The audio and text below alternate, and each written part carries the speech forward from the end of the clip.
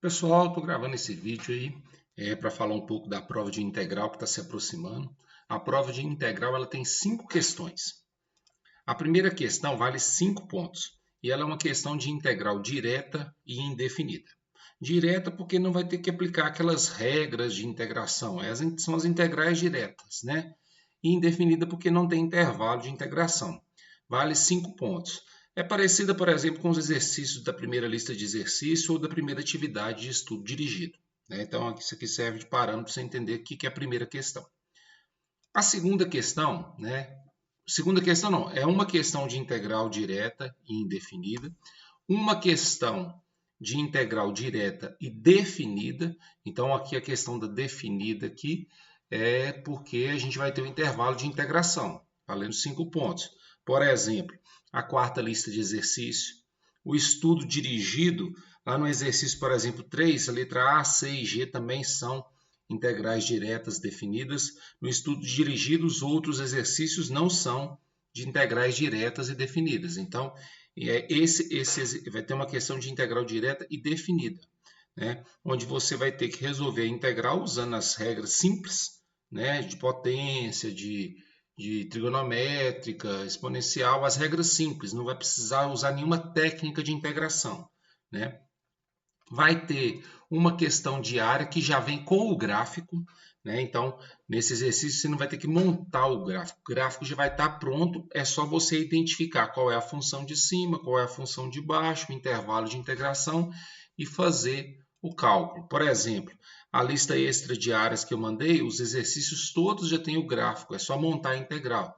O estudo dirigido também, nos exercícios 1, 2 e 3, também já tem o gráfico, é só montar as integrais, né?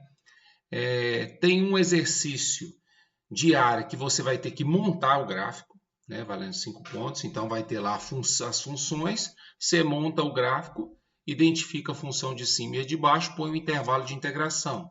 Por exemplo, a quinta lista de exercício é referente a isso. O terceiro estudo dirigido, os exercícios de 4 até 8 também são referentes a isso, né?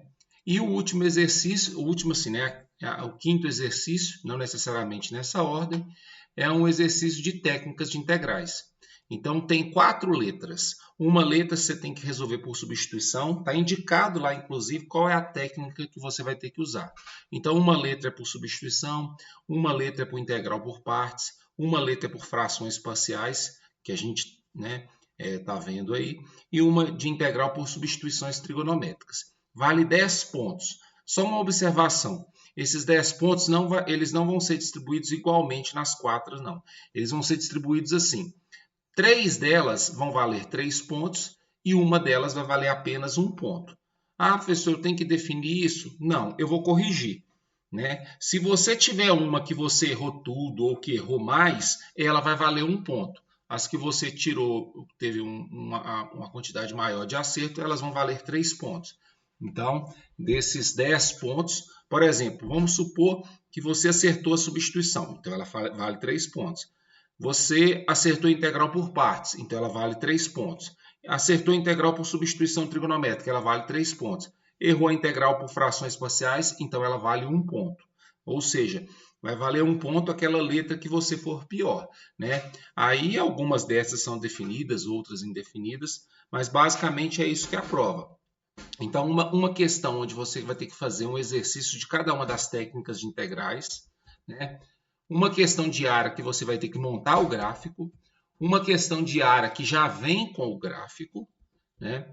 Uma questão de integral direta, quer dizer que não aplica técnica de integral, mas definida, que tem intervalo de integração, e uma questão de integral direta indefinida, né? Ou seja, não tem intervalo de integração aí, beleza? Então, bons estudos para vocês aí e até a prova.